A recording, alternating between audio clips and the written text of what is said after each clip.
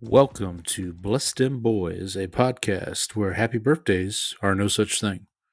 I am one Saints fan, not a Cowboys fan, one fan of who dat, with no real strong opinion of dat win. I'm here to give weekly takes, game recaps, bad betting picks, game previews, and Seinfeld references. This week, to celebrate my birthday, which was this past Sunday, March 16th, I have identified a patron saint and cowboy that share that birthday. So our patron saint this week is Mel Gray. Gray was selected in the second round, 42nd overall, of the 1984 NFL supplemental draft by the Saints. However, he began his professional career in the USFL, where he was drafted by the Chicago Blitz in 1984 and then was traded to the Los Angeles Express. During that season, Gray scored the game-winning touchdown in a divisional playoff game against the Michigan Panthers in what is still the longest pro football game in football history of 4 hours, 3 minutes, and that went into 3 overtimes. Upon the folding of the USFL, Gray joined the Saints, who retained his rights after the supplemental draft, and remained with them, and that would have been in 1986, and he remained with the Saints until 1988. In 1989, he began what is probably the most remembered portion of his career with the Detroit Lions, where he played 6 seasons, and in those 6 seasons, he made 4 Pro Bowls and 3 AP All-Pro first teams, mostly as a kick return specialist. In 1995, he moved on to the Houston Oilers for 2 seasons, so 95 and 96. And then in 97, he began with the then Tennessee Oilers after they had just moved from Houston, and then finished out with the Philadelphia Eagles. Our patron cowboy this week is quarterback Rodney Peete, who's actually made some news today because he was at the opening day game in Japan and took a foul ball away from, I believe it was Max Muncy of the Dodgers. So shout out to Rodney Peete. Rodney Peete was originally drafted in the 6th round, 141st overall in 1989 by the Detroit Lions. He would remain with the Lions for 5 seasons, and in 1994, he would join the Dallas Cowboys, where he replaced Bernie Kosar as the backup quarterback for a guy named Troy Aikman. You may have heard of him. In 1995, Peete would join the Philadelphia Eagles. He would remain there for 4 seasons. And then in 1999, he was traded interdivision to the Washington football team in exchange for a 2006 round pick, where he spent 1 season as a backup to Brad Johnson. In July of 2000, he was signed by the Raiders. He did not appear in a game in the 2000 season. However, in 2001, he did appear in 1 game for the Raiders, but unfortunately was released that same season. In 2002, Rodney Peete signed with the Carolina Panthers. 2002 would turn out to be his career high in starts, 14, and passing yards, 2,630. In 2003, Peete would be replaced in the 3rd quarter of the season opener by a guy named Jake Delhomme. Delhomme would go on to lead Carolina to an 11-5 record and a Super Bowl loss, Super Bowl 38 in Houston. After that, Peete would go on to retire in February of 2005. And at the time that he retired, he had the most passing yards among quarterbacks from the University of Southern California. That record would eventually be eclipsed by Carson Palmer. And I'm assuming a guy named Caleb Williams may have something to say about that record before his time is done in the NFL. So, happy birthday to Mel Gray and to Rodney Peete. I'm Paul the Saints fan. Brandon the Cowboys fan still out. But our buddy Izzy Mandelbaum is here. Tell him what time it is, Izzy. Yeah, that's it. It's go time. Let's see you lift that. Mr. Mandelbaum, please. It's go time. This one's for you, Pop. It's go time. It's go time. You've been married 3 times. That's it! It's go time! It's go time. All right. So, as I mentioned, Brandon's still on vacation, a much needed vacation. He'll be back a couple weeks, but I'm holding down the fort here. So, a few housekeeping items before we get going. If you'd like to contact the show, you can do so via email, blessdemboys@gmail.com. That's BLESSDEMBOYZ. We are still on X, Twitter, whatever you want to call it, at bless_dem_boys. We're also on Blue Sky. You can follow myself on Twitter. I'm at Paul Elliott _316. That's PAULELLIOTT. And Brandon is at Ball from Grace. If you've clicked on us to listen to us, we greatly appreciate it. We also would appreciate any feedback you might have. You can check us out on Spotify and Apple. Like, share, subscribe, leave a rating and review. Tell your friends, tell your enemies, tell random people on the street.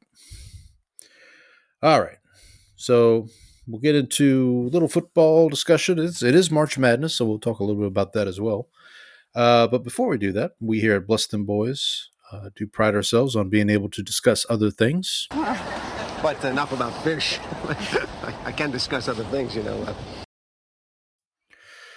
Okay, so this week, just like last week, got a little bit to talk about. So I'll just go through the usual suspects here, as it were. White Lotus, Season 3, Episode 5. It was definitely something to talk about. If you kept up with the show, you know this episode was a little bit on the wild side. So definitely still enjoying the show. Really interested to see how they finish out. I think they have 3 episodes left of the season. Things are starting to round into place, as it were. Severance, their season finale, I'm recording this on a Wednesday. Their season finale will release tomorrow night. So hopefully I can stay up and check that out. If not, I'll check it out on Friday. It's supposed to be, I think they said it's going to be 76 minutes long. The last episode, this season kind of has followed season 1 for me in that it kind of drags a little bit, but then at the end of the season it picks up. You know, it kind of business really picks up. It really picked up in the last episode, and hopefully they continue that momentum going into the season finale. The Righteous Gemstones, their last season, episode 2, dropped on Sunday, right after White Lotus. The opening 10 minutes of this episode were hilarious. If you've seen Righteous Gemstones, maybe the opening 10 minutes of this episode were some of the funniest stuff I've seen in a long time. So highly recommend it. Real quick, I want to talk about, I don't think I've talked about the show too much, but Invincible. It's an animated show based on a graphic novel by Robert Kirkman, the same gentleman who created The Walking Dead. That show just wrapped its 3rd season on Amazon Prime. Very good show. It is animated, but it is definitely not for kids. So just tread lightly there, I would say, if you're a parent of kids who may be attracted to animated things on the screen. And then, as I said, I'm recording this on Wednesday. I usually record this on Tuesday, so I haven't had a chance to catch up with the most recent episode of Daredevil Born Again, but that's not the case this week. I'm up through episode 4. Episode 4 premiered last night. Really good stuff.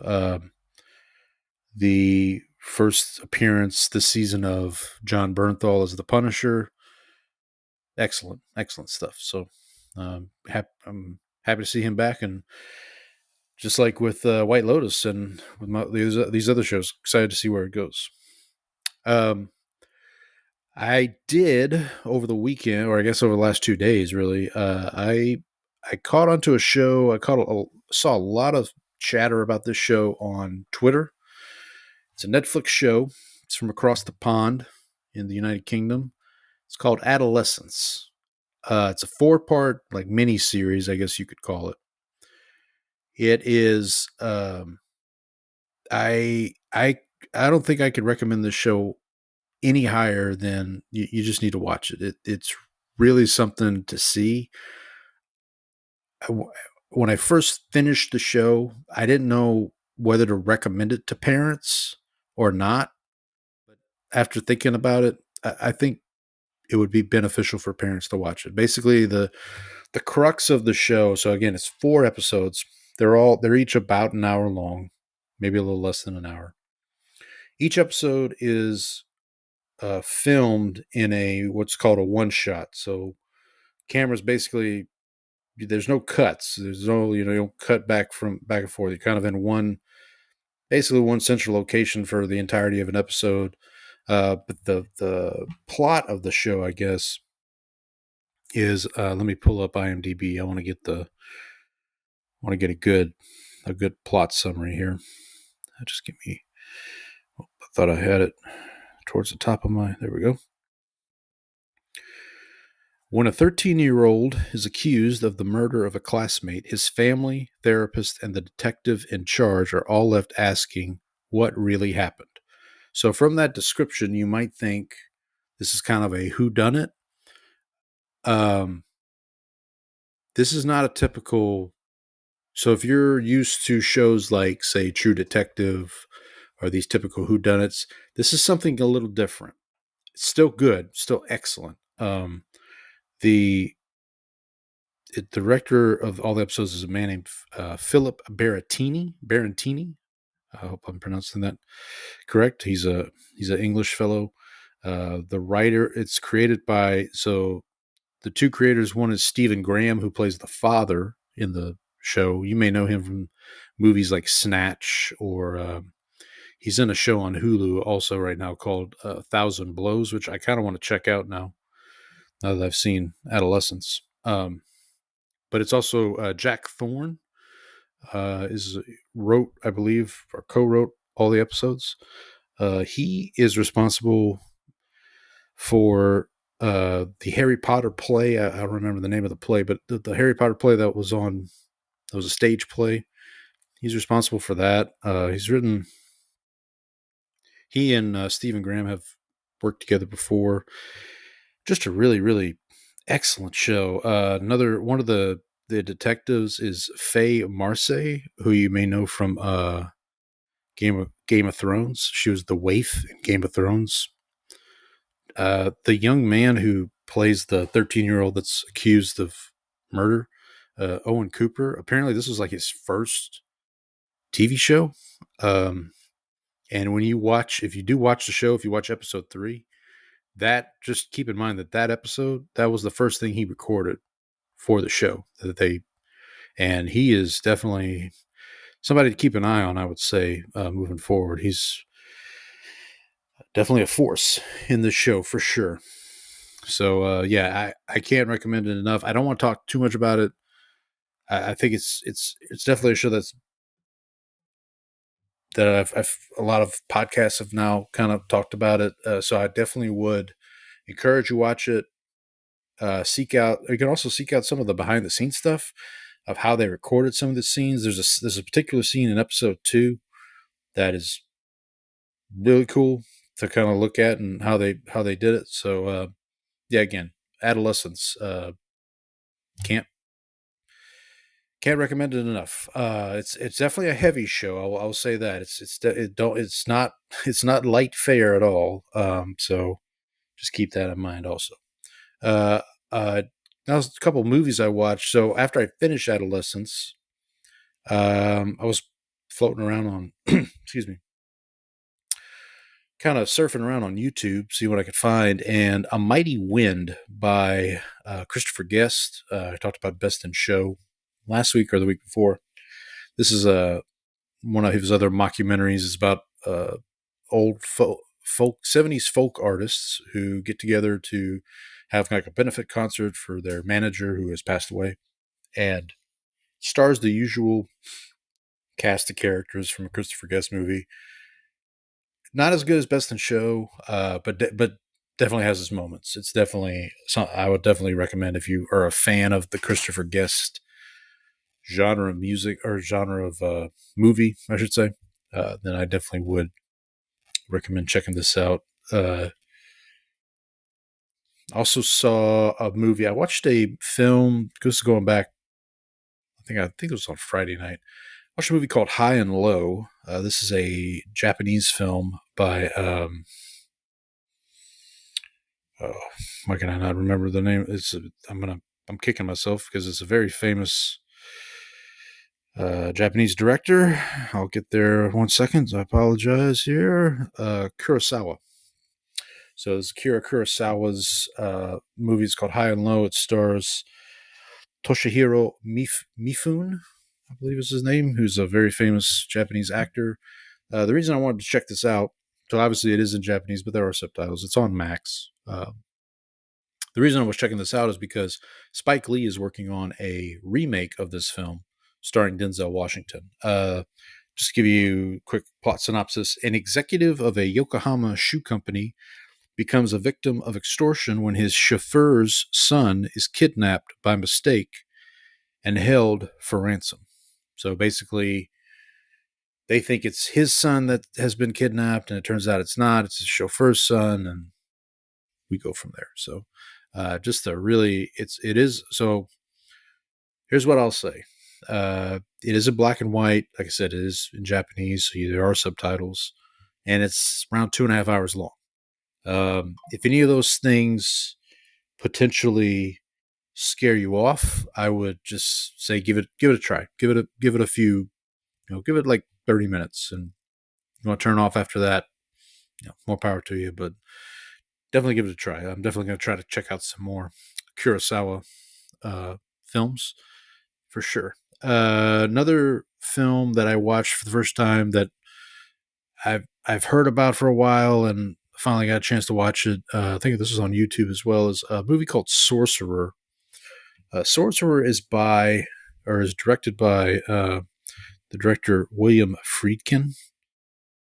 If you don't know who William Friedkin is, I will tell you the movie he directed right before, I should say, Sorcerer was a little film called The Exorcist. So you might think that based on him doing The Exorcist, so he did The French Connection, which I talked about previously after the death of Gene Hackman. 1971, he does The French Connection. 1973, he does The Exorcist. And then 1977, he does this movie Sorcerer. And you might think that by the title, it has some kind of supernatural vibes, and that's not the case at all. It stars Roy Scheider.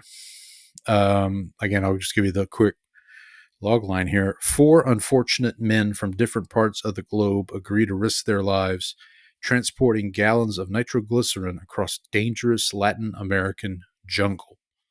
So, yeah, that's a pretty good elevator pitch. It's right around a 2-hour movie. So definitely would check it out. Again, I found it on YouTube. If you just search Sorcerer, that's Sorcerer. It is actually a remake of a film. It's kind of a remake, I guess, of a film called The Wages of Fear, which was a 1953 film, with basically the same plot. And I think Friedkin kind of expands upon the 4 men and kind of gives more of their backstory. I haven't seen Wages of Fear, but from what I've read, Wages of Fear doesn't kind of go into the backstory as much as Friedkin does. So, but yeah, definitely check it out. Sorcerer is a great film. So last week I did my Gene Hackman rankings, my top 10. And I mentioned that I didn't put Hoosiers in, so I felt I need to go back and watch Hoosiers. I'm going to be honest, I probably need to revisit my rankings and see it, and maybe Hoosiers can sneak in there, but definitely a great film. I hadn't seen it in a while. It's by the same director who directed Rudy, which I didn't remember, but yeah, it's definitely a good film. Definitely, if you haven't seen it, obviously go ahead and check it out.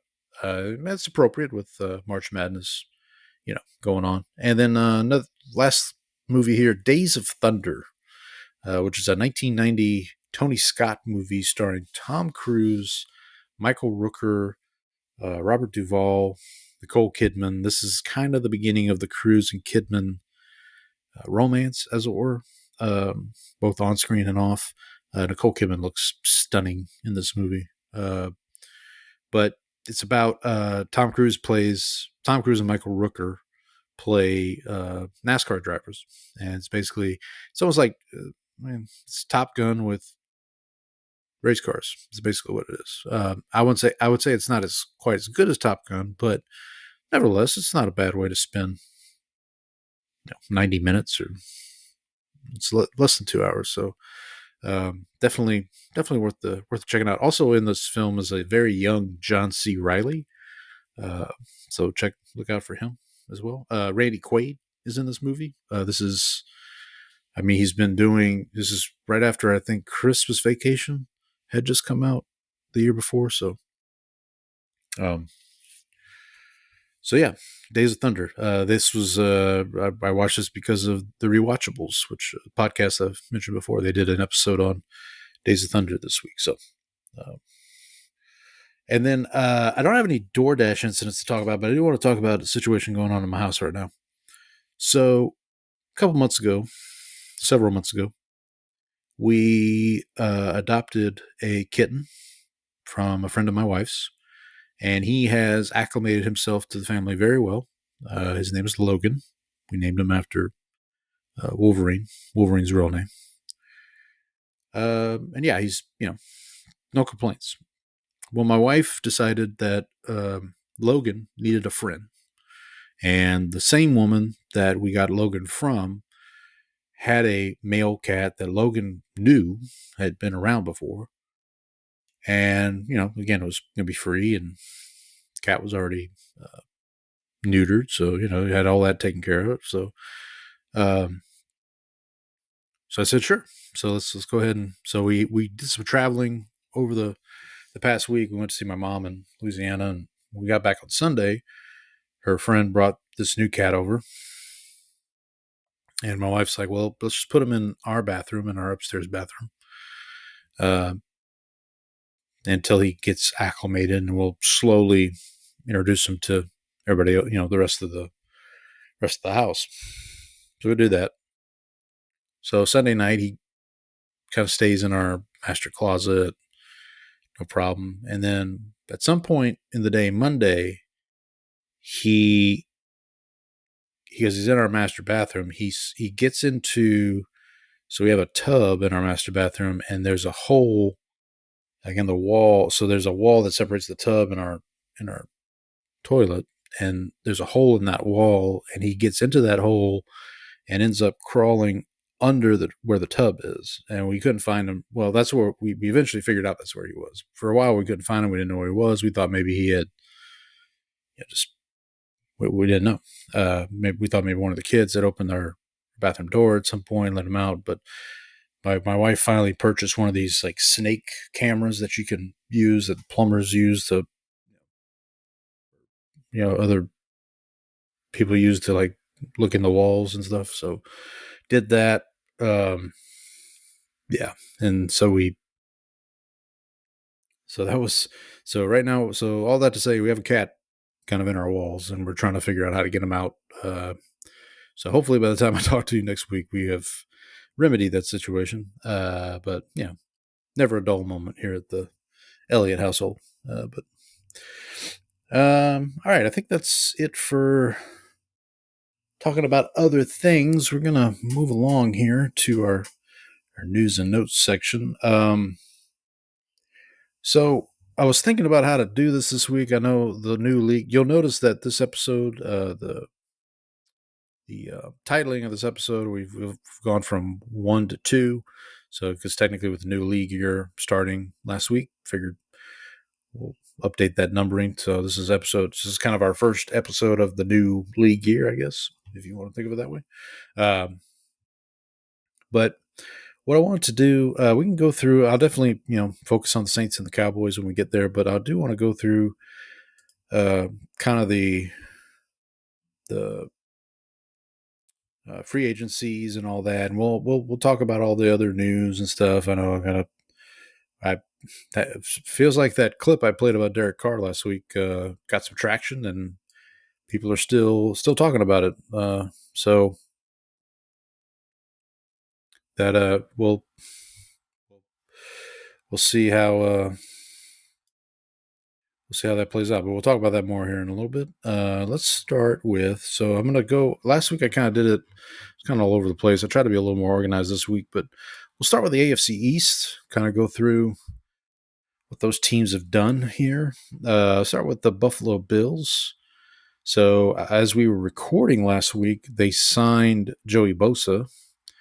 They had also signed Joshua Palmer. I believe this week they signed the defensive interior Larry Ogunjobi, I believe is how you pronounce it. They did a couple of re-signings, including amongst them Damar Hamlin. So good for Damar Hamlin to be, first of all, to even be alive, but to be playing in the NFL. Good for him.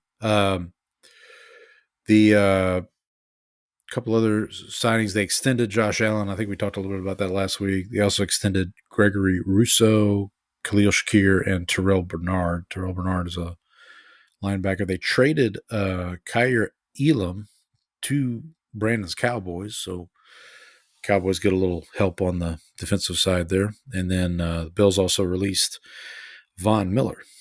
So there's a couple of moves there for the Bills. I don't see anything on here that causes me to have concern for them in terms of the AFC East. I don't know if anything they've done. I mean, look, at this point for the Bills, their big thing is competing with the Chiefs, right?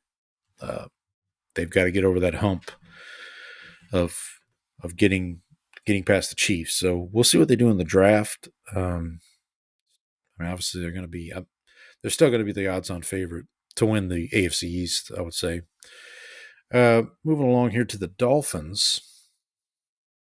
Dolphins they've had some pretty decent moves. The ones I think we talked about this last week, but the Nick Westbrook-Akine signing at a wide receiver, that was a sneaky good move. James Daniels at guard. They signed Zach Wilson to back up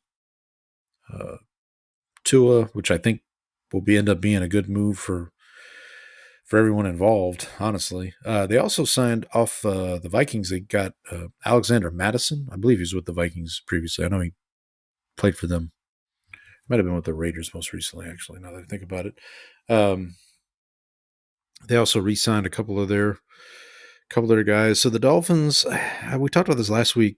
It feels like with them, this is kind of a make or break for McDaniel season, and I guess for Tua as well to a certain extent. Let me check here. Yeah. So Madison was with the Raiders last season. He was with the Vikings his first 5 years in the league. That's what I thought. Okay. So hopefully get some running support there. They obviously have Devon Achane, Tyreek Hill. He's, I guess, happy in Miami. He just posted today. Apparently, he and his wife are going to have a kid. So I think that's 13 kids for him now, or something like that. So God bless him. We'll move on here to I think the team that a lot of people are going to be high on. There's probably two teams that are going to be the popular team that didn't make the playoffs last year that's going to make the playoffs this year. This is one of them, the Patriots. Milton Williams, Carlton Davis, Harold Landry, Robert Spillane, Morgan Moses, Kayvon Chesson. Is that how I think that's? I should probably know that. I think he's an LSU fella. Let me check him out here. Kayvon Chason. Sorry. The way he spells it, that's Chesson, where I'm coming from. But Chase, it looks like he pronounced it Chason. He was born in Houston. Okay, there you go. But he did go to LSU. But yeah, and then they signed Josh Dobbs to be. So they kind of replaced Jacoby Brissett with Josh Dobbs. Feels like Joe Milton's still potentially on the trading block. I've heard that they want a day 2 pick for him. Oh, and Mac Hollins, too, for the Patriots. They signed him. They also re-signed Austin Hooper. They traded Devon Godshaw to the Saints. We talked about that last week. And they released David Andrews. And actually, I don't think it's on my list here, but they did sign – the Patriots did sign Bradbury. I think it's Bradbury or Garrett Bradbury is from the Vikings. I believe that's who they signed to basically replace Mr. Andrews, who left, or who they let. He didn't. I don't think he wanted to leave. They asked him to leave. Let me see if I can find where's. Oh, there we go. Let's see if we can find roster moves by team. Patriots. Oh, they don't have. Oh, yeah, there it is. Garrett Bradbury. They signed him. I believe it was yesterday. So, yeah. So the Patriots are definitely, I would say, heading in the right direction. And honestly, I think this next team is too. The Jets. We know about the Justin Fields signing.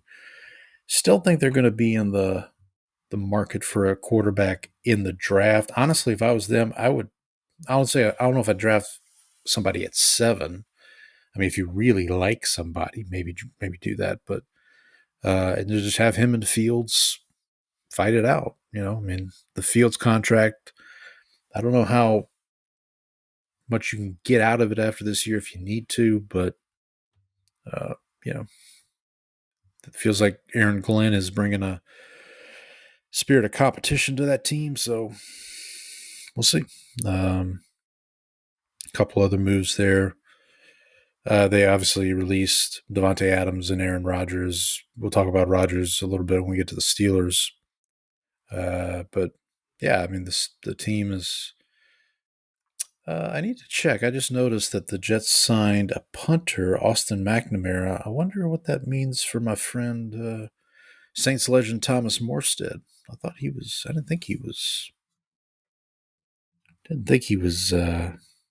Let go or anything like that. Let me do a quick little Google search here. Thomas Morstead, who, of course, Saints legend, who he ran the ambush play in the Super Bowl that they can't do anymore because onside kicks are no longer allowed, I guess. I mean, they are, but they're not. You have to declare them and all that. I know we'll talk about some rules things here. Yeah, March 14th, Morstead re-signed with the Jets, so I guess they're just going to carry 2 punters potentially. But anyway, so all right, so we kind of go through the AFC East. I'm gonna pick. So actually, let me meant to do that. Let me get a document up here. I'm going to my way too early playoff picks here. So I'm going to keep a document. Let me pull one up here. And so we'll talk about each division, and then I'm going to just pick who I think is going to win that division for this year. Obviously we've got, and we could probably revisit this. Well, we will revisit it after the draft here. So we do way too early playoff predictions. All right, so AFC East. As it stands right now, I'm still gonna go with the Bills. They don't, like I said, I don't have any reason to think otherwise at this point. I do think the Patriots are going to be better, and I do think the Jets are going to be competitive. And I don't know about the Dolphins. I think the Dolphins are kind of in a state of flux. I think they're kind of maybe I don't want to say a poor man's version of the Bengals. We'll talk about the Bengals here in a little bit, but like we know they're going to score points. The Dolphins can they stop anybody? And then also they have offensive line question marks, I would say, at this point, with Terron Armstead potentially retiring and whatnot. So let's move along to the AFC North. So 3 teams made the playoffs. No, only 2. I'm sorry. There was only 2 teams from the AFC North made the playoffs. One of those teams, the team that won the division last year, was the Baltimore Ravens. Signed DeAndre. So for them, the big things, they re-signed Ronnie Stanley. They re-signed Ben Cleveland. They let go of Saints legend Marcus Williams and Arthur Mallette, who's another Saints legend, defensive back. They did re-sign Patrick Ricard, who is their fullback. They do anything else between when I downloaded this and today? With the Ravens, I mean, again, they're kind of in that same bucket as the Bills of, can they make that leap? Can they surpass the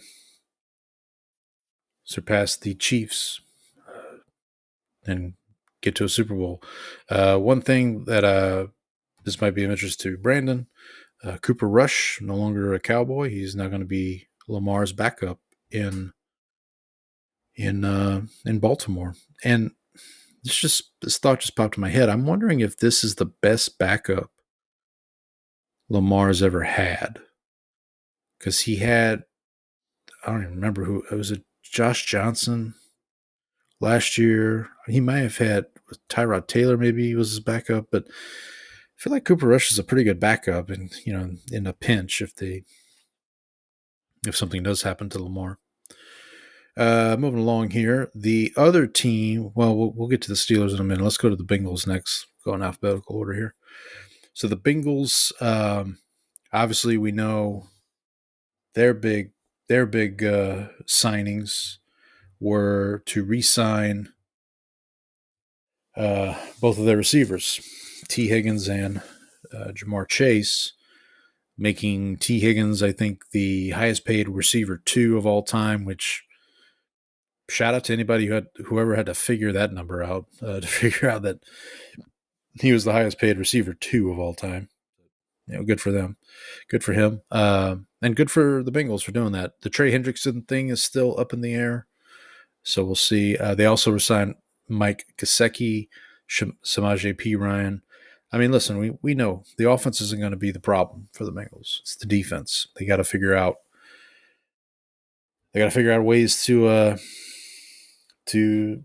stop them, right? So they got to figure out ways to get stops, and if they can't do that, then all the re-signings are not gonna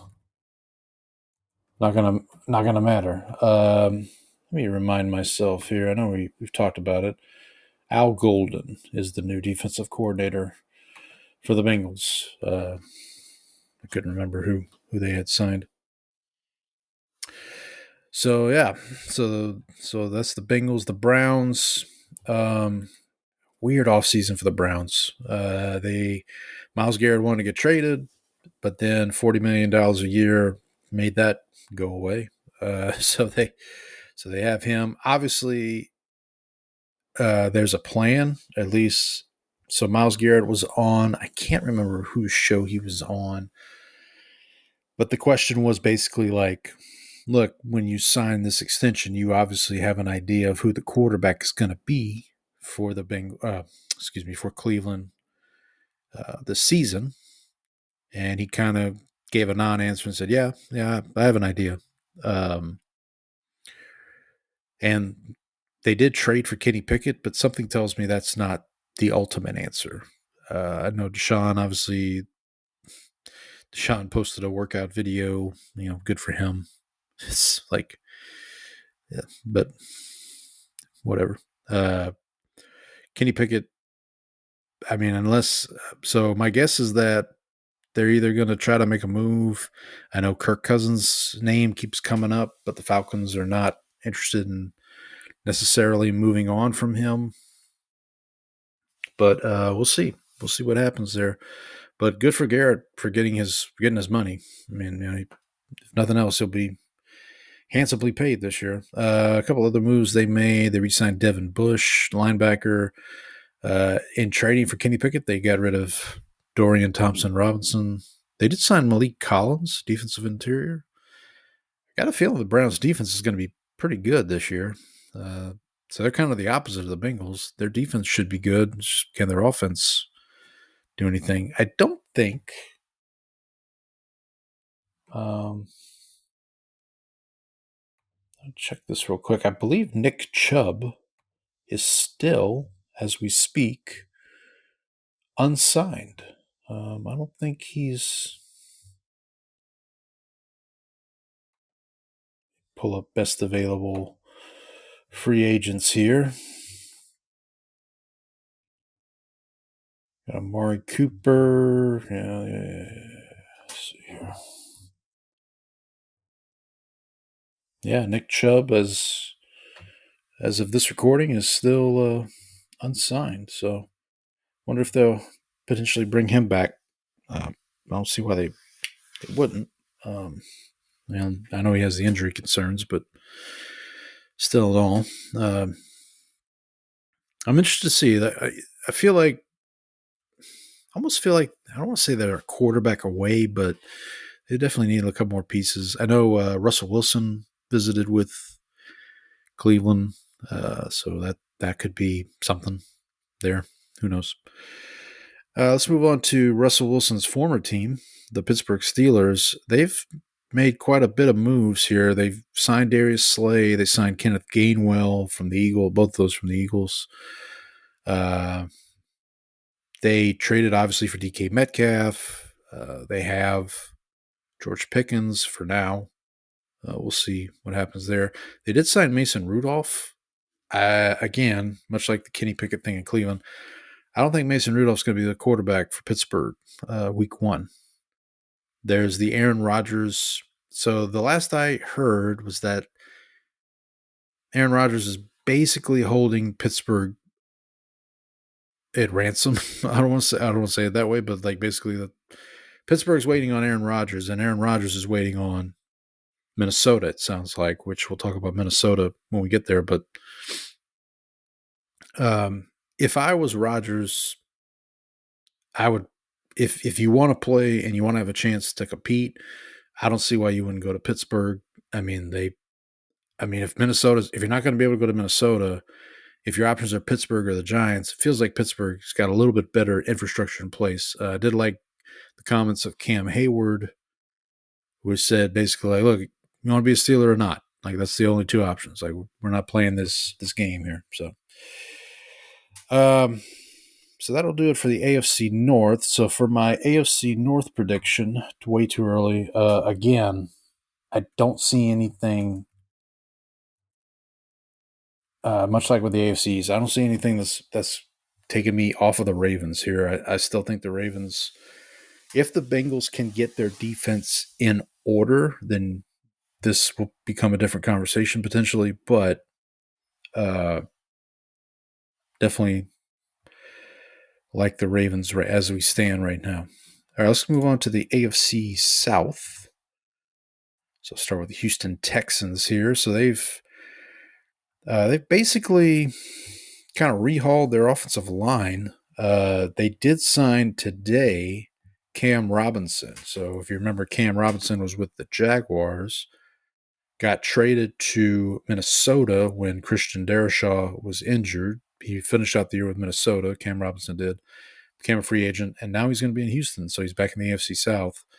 So they have now Cam Robinson at left tackle. They signed Laken Tomlinson to play guard, and they've also traded for Ed Ingram. This is after they traded away Kenyon Green to get Chauncey Gardner-Johnson, and they released Shaq Mason. So I think I saw one Houston Texan pundit today say basically it's a net zero kind of thing. We'll see. I don't know. I mean, they definitely, at this point, I know for them, their big thing is they may need another couple weapons for CJ. Tank Dell injury last year was bad. and there's talk he may not even be able to play this year. Nico Collins obviously is a potential All-Pro. Stephon Diggs is not going to be on the team this year, which I don't think they'll miss him that much. Joe Mixon is I thought Brandon and I talked about this during the season last year. Like they needed to feed Joe Mixon the ball a lot more. I do think maybe they could use another running back, like a Thunder to his Lightning type back, but and then also with them, new offensive coordinator Bobby Slowick out, and I think we looked at it last week. The gentleman from the Rams is now the offensive coordinator there. So, and they also did. This was kind of a under the radar signing for the Texans. They did sign Justin Watson from the Chiefs, so maybe a slot receiver. Also Braxton Berrios. So they're spending their money. We'll see if it matters. Again, for them, I don't know. I wouldn't put them in the same category as Ravens Bills, where they're trying to compete with the Chiefs, even though they were in the Final Four of the AFC last year. For them, it's more about like, can they just be consistent? Maybe not play down their competition. I mean, they are in a bad division, perennially bad division. So, but we'll see. Well, I think we'll see in a minute how I feel like this is going to go, but feels like the Texans are going to be okay. But again, with them, it's really their offense. Like, is their offense going to be able to, first of all, protect CJ enough to where they don't get him hurt? So, moving on to the Indianapolis Colts, we talked a little bit about them last week. Their big move, they signed Daniel Jones to compete with Anthony Richardson. I mean, obviously, the best case scenario here is Anthony Richardson beats Daniel Jones fair and square in training camp, has a good season. But we'll see. I do think Daniel Jones has that potential to be a Sam Darnold type for this year. Obviously Steichen's probably feeling a little bit of heat.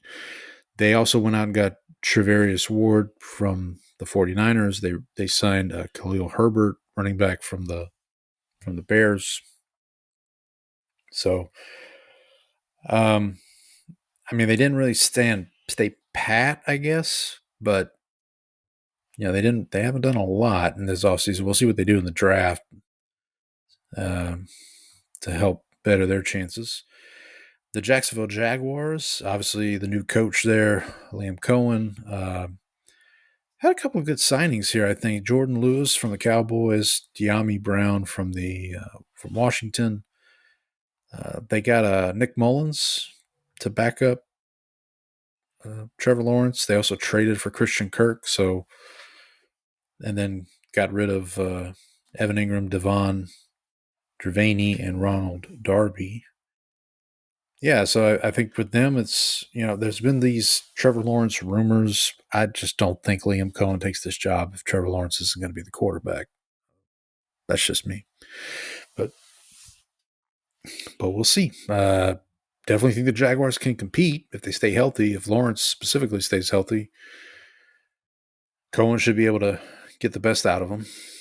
And then we go on to the Tennessee Titans. Their big moves, Dan Moore at tackle, Kevin Zeitler at guard.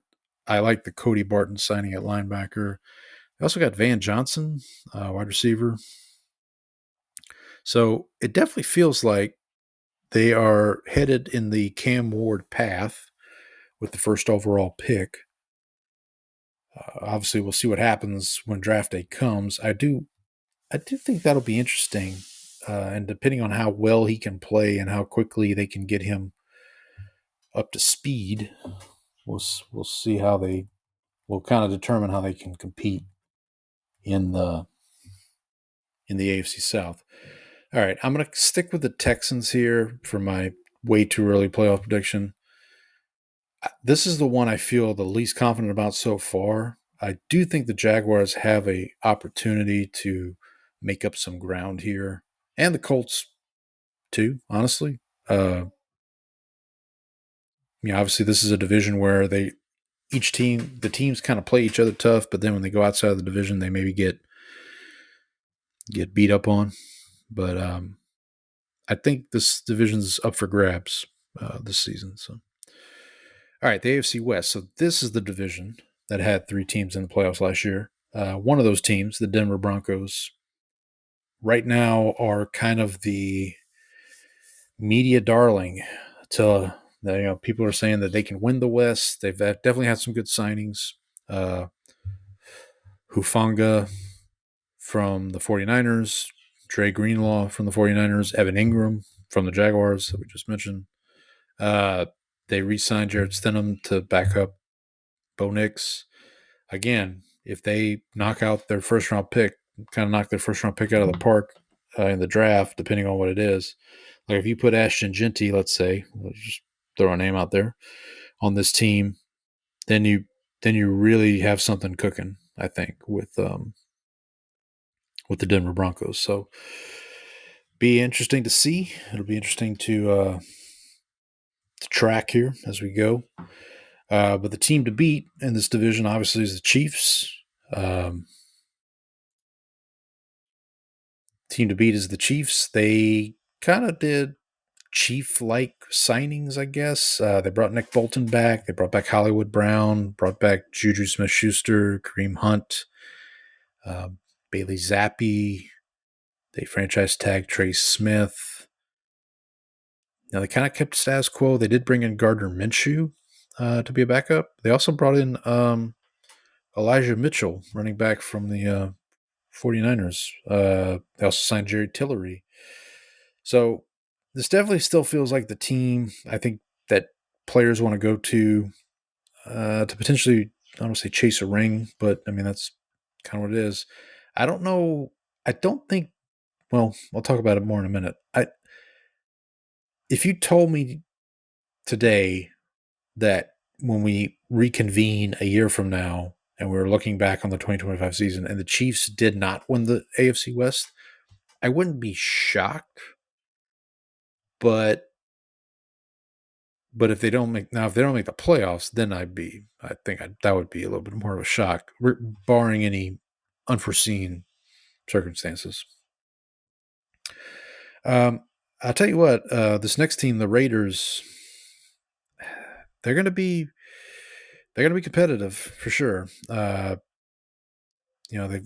traded for Geno Smith, obviously, re-signed or extended, I should say, Max Crosby, got him some money. Raheem Mostert comes in at running back, Alex Kappa at guard, Jeremy Chin, safety.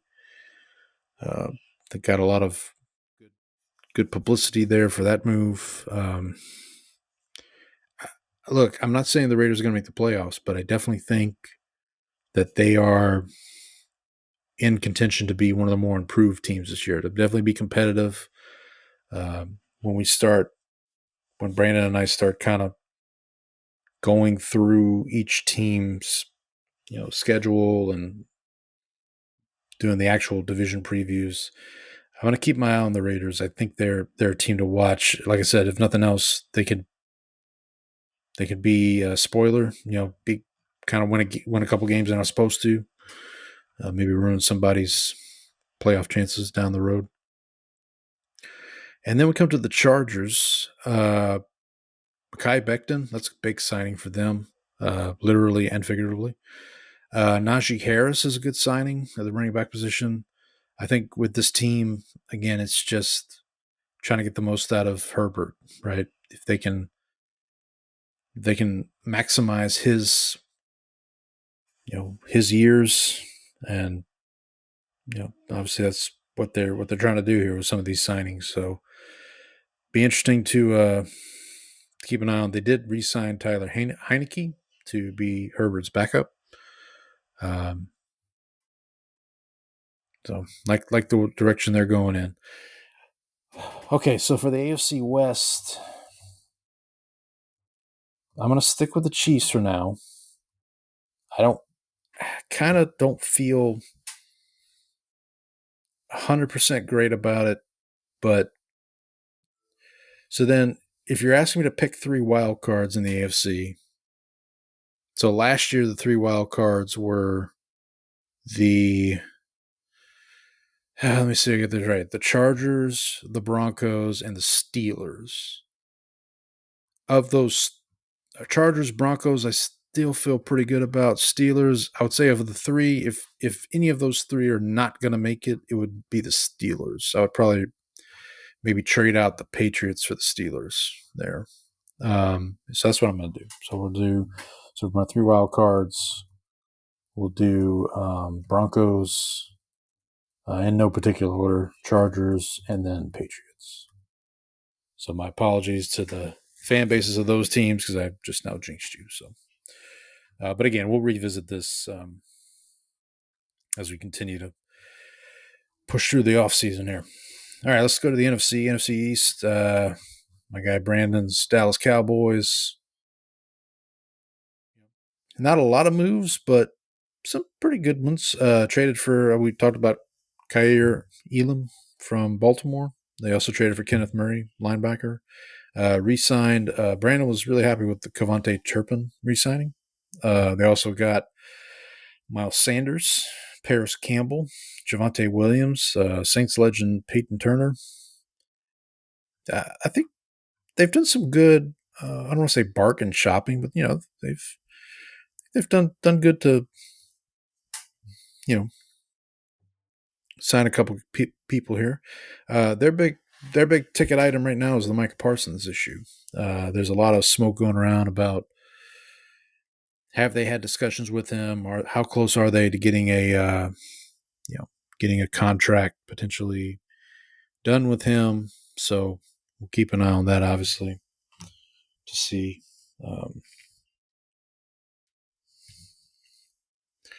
To see how that goes. Moving on here let's move on to the New York Football Giants. They signed Paulson Adebo, Javon Holland. We talked a little bit about that last week. Chauncey Golston from the Cowboys. Re-signed Tommy Cutlets. The closer we get to the draft, I mean, right now, if you had to ask me with that number 3 pick, it really feels like Shedeur is going to be a Giant. But we'll see what happens when all said and done. I definitely think that they need to get a quarterback, get their quarterback of the future. I mean, they can obviously, and they may end up doing this, signing Russell Wilson or somebody else. A quarterback that I haven't heard a lot about. I've heard his name come up once or twice in the last week or so, and maybe it's just because of age, but Joe Flacco, like, why is nobody – he kind of didn't – I guess the Indianapolis year wasn't great, but I feel like he can still get you through a season if you need to, or get you through a couple games at least. Defending Super Bowl champs, the Philadelphia Eagles, they just signed Azeez Ojulari as edge rusher. They also signed Josh Usay as another edge rusher. Signed A.J. Dillon to go in the backfield with Saquon. They traded for DTR. We talked about that. Re-signed Zach Bond. Traded for Kenyon Green. They got Adoree Jackson, a corner. This feels like one of those it kind of feels like a post-Super Bowl free agency period. They kind of get some guys on 1-year deals, re-sign who they obviously value, like Zach Bond, extended Saquon, extended Lane Johnson. Brandon Graham announced his retirement yesterday, I believe, as I'm recording this. So, So I think Lane Johnson had a post on Instagram or something of the Fresh Prince meme with him in the house by himself, in reference to him and Brandon Graham and Fletcher Cox. I want to say they all kind of came in around the same time. But moving on to the last team here in the NFC East, the Washington Commanders. Will Harris from the Saints goes there. Nate Herbig, guard, they signed from the Steelers. It's a good signing. Laremy Tunsil, again, young quarterback. They got to maximize got to strike while the iron's hot, as it were, with this Jaden Daniels kid. Re-signed Mariota, re-signed Zach Ertz, re-signed Noah Brown. A couple of good. They let Jonathan Allen walk, so we'll see what they do in the draft to kind of fortify this team. Obviously, the Debo trade, and they just extended Debo as well. So I don't know. I'm curious to see if this team does kind of what the Texans did this past year, which is to say, first year with C.J. Stroud, Texans make the playoffs, win a game, look good. The Commanders, but then obviously year two with C.J. Stroud, there was a kind of regression. We'll see what happens with Daniels. For the way too early playoff prediction, the NFC East, I can't. There's nothing. I got to go with the Eagles still in this division. I do think this division will get two teams at least in the playoffs. But yeah, what do I know? All right, NFC North. We'll start with another team. I put this team kind of in that same category with the Patriots as like the team that everybody's going to pick to make the playoffs. That's the Bears. Drew Dahlman, Jonah Jackson, Joe Thurney, kind of rebuilding that offensive line.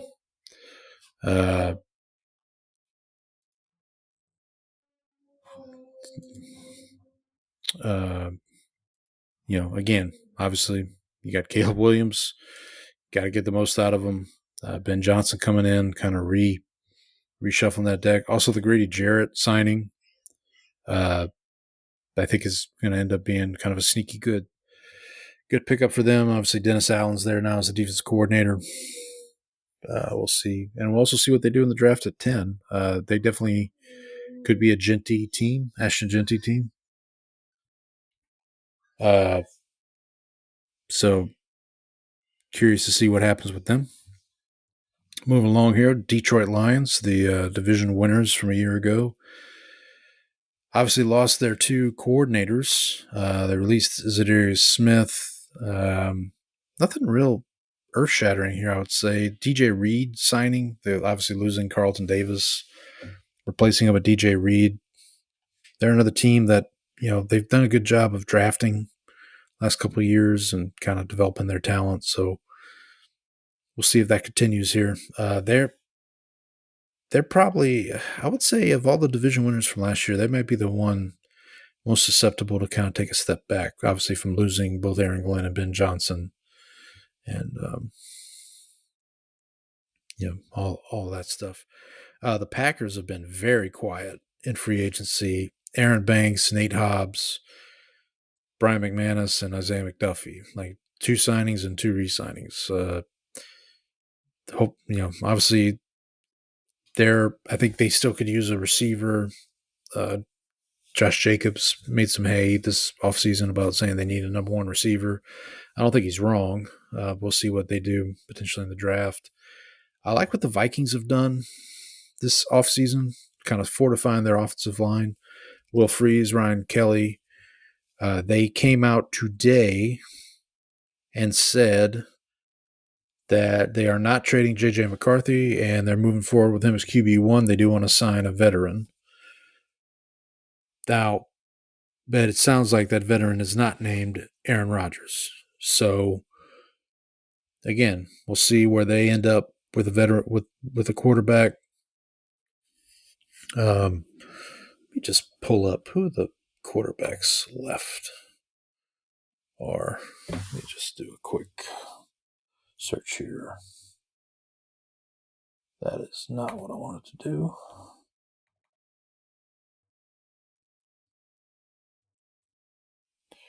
So obviously we have Rodgers, we have Russell Wilson, Jameis Winston, Joe Flacco, Tyler Huntley. Those are kind of that's what you're looking at here. I hope Jameis ends up with a good situation for him. So really the big question here with the Vikings is, can McCarthy step in year 1 and do some good things,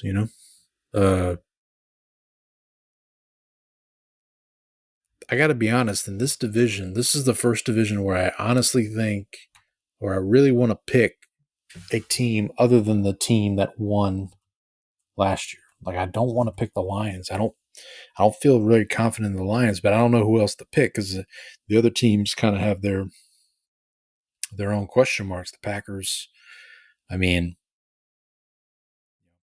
can Love and those guys step up to the plate? Vikings, we just talked about McCarthy. The Bears, I mean, they've made all these moves and that's great, but Ben Johnson's still a first-time coach. So there's questions there. I think I'm going to go with the Vikings for right now. If I don't know, just for no other reason, I really like O'Connell as a coach. The moves they've made on both interiors, offensive and defensive line. I don't know. If I call it a hunch, like I said, it'll probably be wrong, but it is what it is. NFC South, division I'm familiar with here. The Atlanta Falcons signed Leonard Floyd. They kind of, again, just a little bargain shopping, I would say, here for the Falcons. They re-signed Mike Hughes, their cornerback. Their big thing is Kirk Cousins. They've said they're not going to trade him, but if somebody comes calling, and we all know that this time of year is referred to as lying season in the NFL. Or what I thought about the other day, I don't know if it's lying season, but maybe it's not telling the whole truth season. We might talk about some more here when we get to a different team in this division. But look, they say Kirk Cousins is going to be on the roster opening day, so who am I to doubt that right now? The Panthers is another team. I don't know if I'd put the Panthers quite in the Bears-Patriots bucket of people are going to be overhyped on this team. I definitely think they're heading in the right direction. Obviously, the strides that Bryce Young made last season definitely helps. Rico Dowdle, from the Cowboys goes to them. Obviously, they have Chuba Hubbard. They released Miles Sanders. I know they restructured Adam Thielen, or they did. I think they did something with Adam Thielen's contract where he can come back. I'm interested to see what this team does now that Bryce has got this confidence behind him. Dave Canales is coming into year 2. He's probably feeling a little better about himself. They've got the number 8 pick in the draft, so they can obviously make some hay with that. Excuse me. But they're definitely a team to look out for in this division, I would say.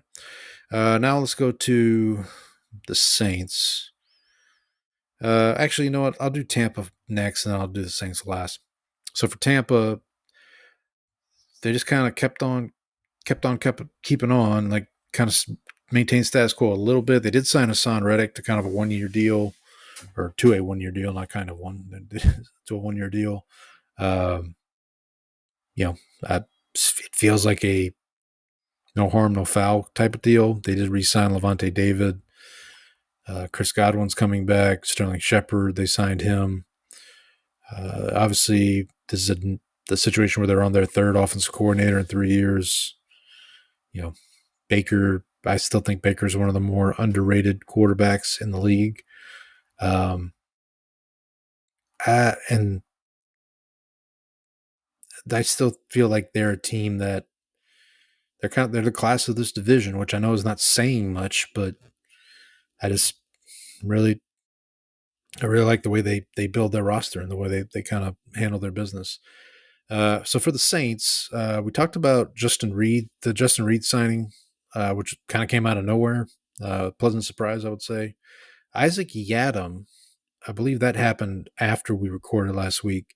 He was with the Saints previously and then left. He went to the 49ers, was with Brandon Staley who's now the Saints defense coordinator. Yadam was with him in San Francisco. He comes back to the Saints now. Also coming back to the Saints, Will Clapp, who was with the Chargers, so he has some familiarity with Brandon Staley as well. Interesting. This has been brought up by the guys over at Saints Block Party Podcast. All these guys who were with the Saints, then Allen becomes head coach. They leave. Allen's no longer the head coach, and now they come back. So and it is nice to hear. I heard they did sign a defensive end, Jonah Williams, who had nothing but good things to say about Kellen Moore and his, like kind of the way he runs his program and, his kind of his coaching style and whatnot. So it is nice to hear people wanting to be in New Orleans. They also re-signed Landon Young today. And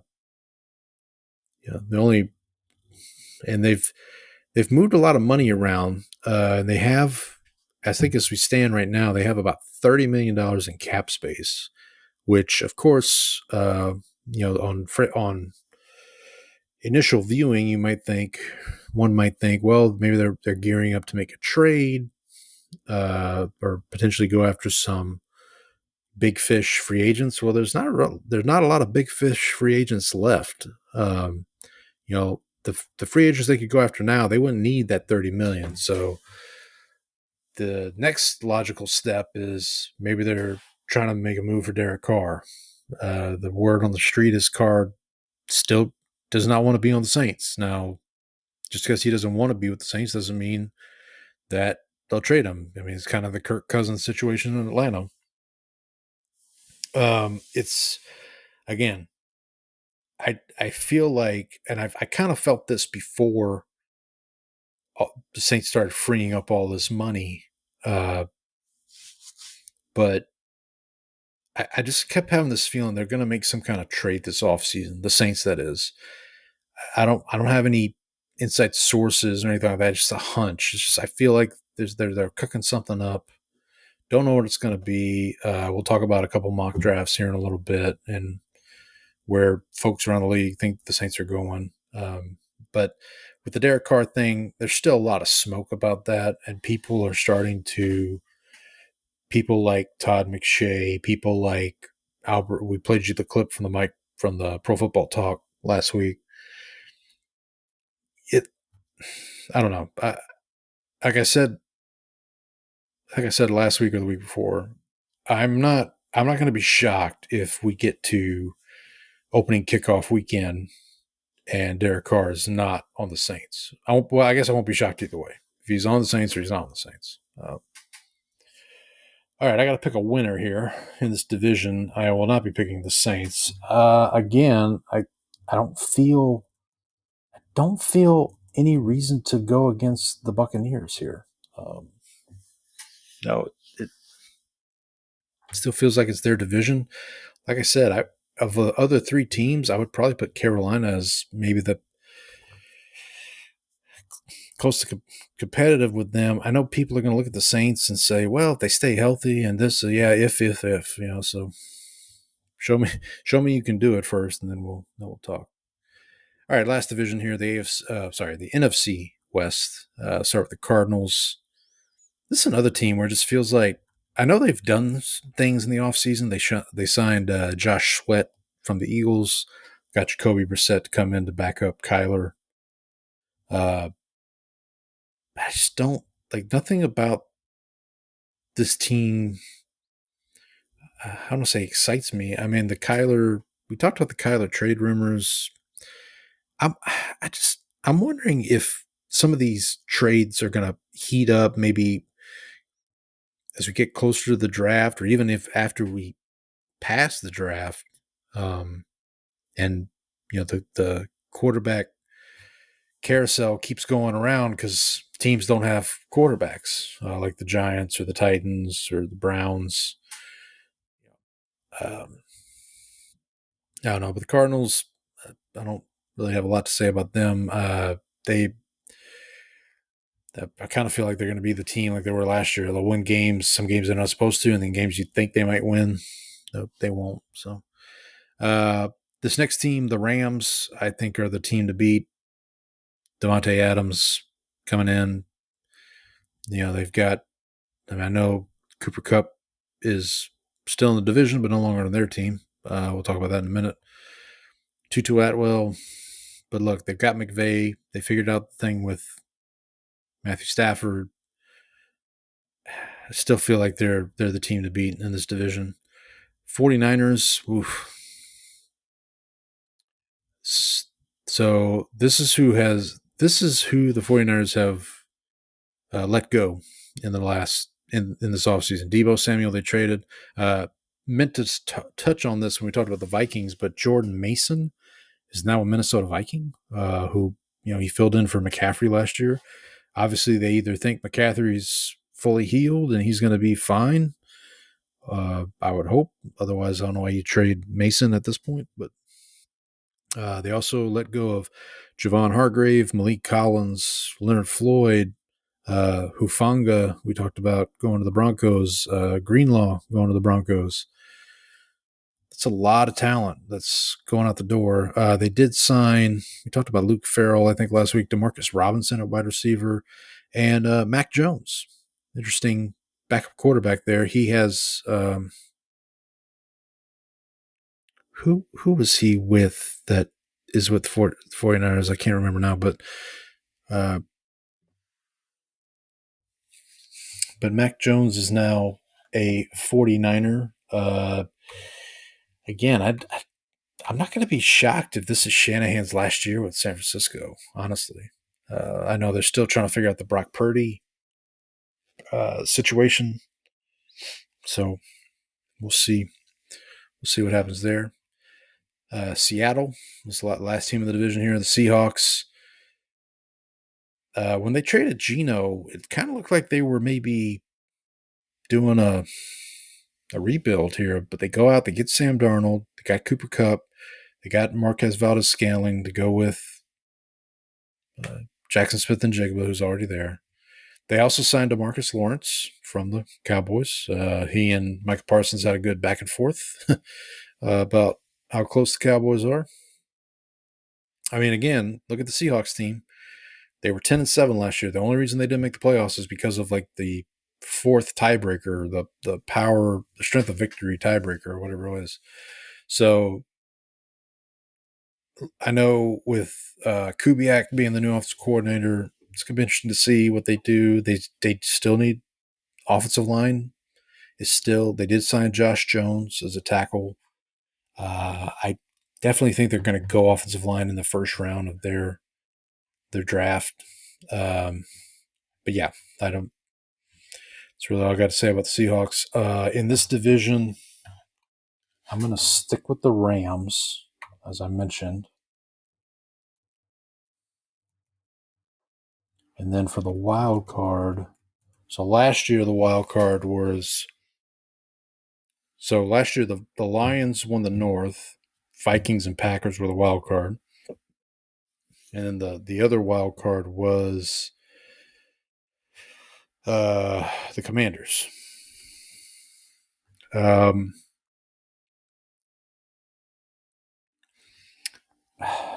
sorry to do this to my good friend Andy, but I'm gonna say Packers and Bears are two wild cards, and then I guess I'll stick with the Commanders right now, but we know how this goes. There's always this turnover with teams, and so not going to be surprised here. But I did want to put I kind of wanted to put a new team in the mix. And again, my apologies to my good friend Andy and Gabe and Maya. They're all Bears fans, so I just put the kiss of death on them. So I apologize there. But let's move on here to another topic. So we kind of gone through everything that's kind of talking through here. I don't think I missed anything. So we're going to move on to a little segment here that we've done in the past. Didn't do it last week, so we'll try to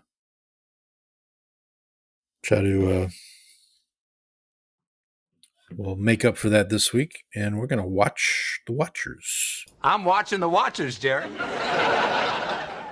Uh-oh. All right, so I've got two. So we're in luck this week. Two mock drafts dropped yesterday. Maybe one was on Monday, but let's see, so Daniel Jeremiah 3.0, his mock draft 3.0, dropped yesterday. We'll go through that real quick. And then Mel Kiper's updated mock draft dropped yesterday as well. So let's do this. Let's do a little comparisons here. So Jeremiah at number 1 for the Titans, he's got them taking Cam Ward. Mel Kiper at number 1 for the Titans, Cam Ward. Okay, so no surprise there. Mel Kiper at 2 for the Browns, Abdul Carter. Daniel Jeremiah, 2 for the Browns, Abdul Carter. Giants at 3. Jeremiah has them going Shedeur Sanders. Mel Kiper has them going Shedeur Sanders. Okay. So, and then at 4, they both agree that the Patriots are going to take Travis Hunter. If Travis Hunter falls to the Patriots, I feel like Patriots are going to be okay with that. Then I think we get a little disagreement here. So Daniel Jeremiah at 5 has the Jaguars going Jalen Walker, edge out of Georgia, which is ironic because Trayvon Walker, who the Jaguars took number 1 overall instead of Aiden Hutchinson several years ago, it appears he might be up on the trade block. So they replace one Walker from Georgia with another, maybe, potentially. Mel Kiper at 5 had the Jaguars going Mason Graham, defensive tackle out of Michigan. So there's a difference. Both Jeremiah and Kiper for the Raiders have them going Ashton Jeanty. Yeah, this feels almost like a slam dunk at this point, I would say. For a while there, Brandon and I thought this was slam dunk going to be Shedeur.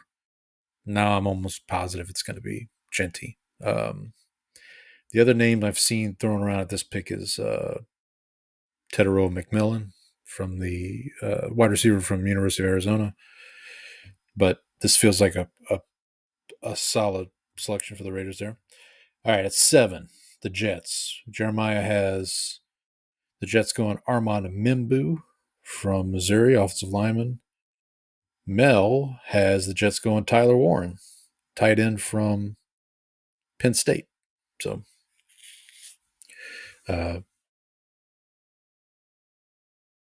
there's a little difference there. At 8, Daniel Jeremiah has the Panthers selecting Mason Graham.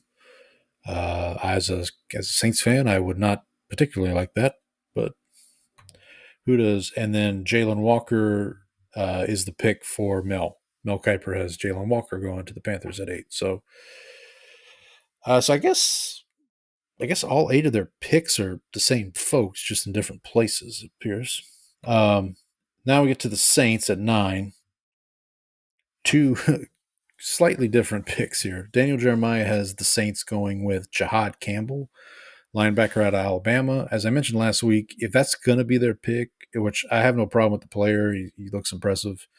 Can we trade back and maybe get some more picks and then pick them? That would just be my thought there. Mel at number 9 has the Saints going with Jackson Dart, the quarterback from Ole Miss. He kind of feeds into the Derek Carr thing. He kind of hypothesizes that, look, Carr may be back next year, but what about the year after that? So, which I agree with Mel. Like, even if Carr's there in 2025, I highly doubt he's going to be there in 2026 as I sit here right now. So,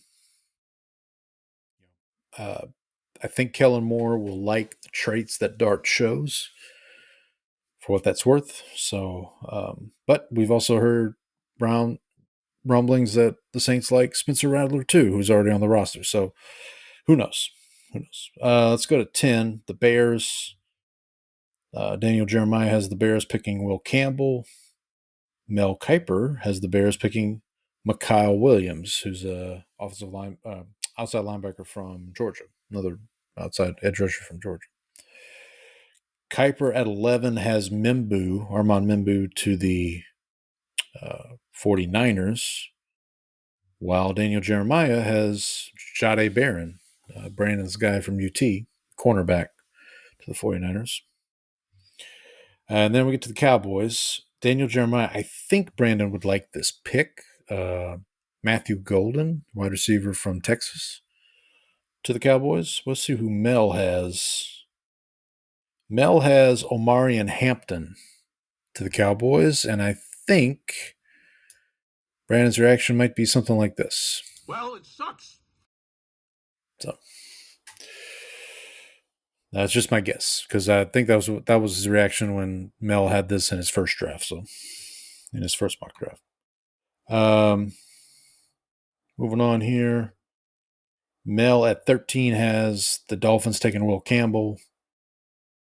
Daniel Jeremiah at 13 has the Dolphins taking Malachi Starks, safety out of Georgia. So a lot of Georgia Bulldogs, which no surprise. But Daniel Jeremiah 14, the Indianapolis Colts, Tyler Warren. That would be a good pick for them, I think. That would be kind of the next generation of Dallas Clark, as it were. Mel has the Colts taking a tight end, but it wouldn't be Tyler Warren. It would be Colston Loveland out of Michigan. Moving on to 15 here, Falcons. Mel has them taking Mike Green. Daniel Jeremiah has them taking Will Johnson. So a corner from Jeremiah, an edge rusher from Mel. Cardinals pick here at 16. Daniel Jeremiah has him taking Gray Zabel, who I've talked about. He's a very versatile offensive lineman from North Dakota State. Mel at 16 has the Cardinals taking Will Johnson. So feels like they both feel like Will Johnson's a 15 to 16 range. Daniel Jeremiah at 17 has the Bengals taking Mike Green, which would make sense, even if they do keep Trey Hendrickson, more pass rush. Mel at 17 has the Bengals taking Shamar Stewart from Texas A&M, who is the workout warrior at the combine. So again, no surprise there. Defense is the pick. Seahawks at 18. Mel has them taking Nick Emanwari, say that another workout warrior from the combine, freak of nature safety from South Carolina. Daniel Jeremiah has the Seahawks taking a tight end here, Colston Loveland, to kind of go with those receivers that we talked about. It could end up being pretty good. I think that would be a pretty good security blanket for Darnold there, to go with Cooper Kupp and Jackson Smith and Jigba and Marcus Valdes-Scantling. Yeah, I don't hate that pick. 19, Tampa Bay. Daniel Jeremiah has them taking Donovan Ezaraku from Boston College, edge rusher. And who does Mel have them taking? Mel has them taking Jihad Campbell, who Daniel Jeremiah had going to the Saints at 9. So Jihad Campbell might be in the NFC South, if nothing else. Mentioned this guy earlier, but Mel has Teteroa McMillan, wide receiver from Arizona, going to the Broncos. Steve Smith Sr., formerly of the Carolina Panthers, he had some interesting comments about McMillan. He kind of pushed back against the idea that McMillan is wide receiver 1 in this draft. I'm paraphrasing what Steve Smith said, but when a guy who played in the NFL for so long, like Steve Smith, talks about a guy like that, you might want to pay attention. So, Daniel Jeremiah at 20 has the Broncos going Omarion Hampton, running back. So, I definitely think Broncos are going to go offense, but we will see. Daniel Jeremiah at 21 has the Steelers going Jackson Dart, where Mel had him going to the Saints at 9. Mel has at 21 the Broncos going Derek Hampton. I'm sorry, not the Broncos. The Steelers. Broncos are at 20. The Steelers at 21. Mel has them going Derek Harmon, not Hampton. Derek Harmon, defensive tackle from Oregon. So kind of a divergence there from Daniel Jeremiah. At 22, Mel has the Chargers, taking Matthew Golden. I think this would be a very good pick to kind of pair with Ladd McConkey for Justin Herbert. If the Chargers could end up with McMillan, that might be good for them too. Daniel Jeremiah at 22 has the Chargers going Teteroy McMillan. There you go. So how about that? Green Bay at 23. Daniel Jeremiah has them going Maxwell Hairston, who ran the fastest 40 at the Combine. Corner out of Kentucky. Jair Alexander, still a question mark, or I don't know if it's much of a question mark. I just don't think he's going to be back in Green Bay next year. Who does Mel have the Packers taking at 23? He has them taking Emeka Ibuka from Ohio State, wide receiver from the Ohio State University, excuse me. Again, trying to get those receiver group right for the Packers there. 24 for the Vikings. Mel has them going Jahdae Barron, Brandon's guy out of UT, corner. Daniel Jeremiah not far off. He has the Vikings going with Nick Emanwari, we mentioned a minute ago. So Harrison Smith getting a little long in the tooth, as it were, but Emanwari maybe can provide some juice there. All right, the Texans. So I'd be surprised if they both don't have offensive line here, but Daniel Jeremiah for the Texans at 25. Kelvin Banks Jr., again, Brandon's guy from UT, so that's a low moving cost draft pick there. For Kiper, he has the Texans at 25 going Josh Simmons from the Ohio State. So, again, we know where the deficiencies are for the Texans, and they both have them addressing it. Rams, Mel at 26 for the Rams. He has Azariah Thomas, cornerback from Florida State. I hope I pronounced that correctly. Actually, that would work out because last year the Rams drafted Jared Verse and Braden Fisk, both from Florida State. So another Seminole to Los Angeles there. At 26, Daniel Jeremiah has the Rams going Trey Amos, so a corner, but not from Florida State, but from Ole Miss. All right, last 6 picks here. Ravens at 27, Daniel Jeremiah, who actually used to work for the Ravens once upon a time. He has them going Derek Harmon, defensive tackle out of Oregon. Mel's got him going Malachi Starks, safety out of Georgia. Malachi Starks feels like a Raven, feels like a kind of guy that would play for the Ravens. Detroit at 28. Mel has them going James Pierce, outside linebacker, edge rusher from Tennessee. Had a really good week at the Combine. Daniel Jeremiah has the Lions going Mikael Williams, excuse me. So, who Mel had going a little earlier. Commanders at 29. Daniel Jeremiah has them going Azariah Thomas from Florida State. Mel at 29 has Commanders going Maxwell Hairston.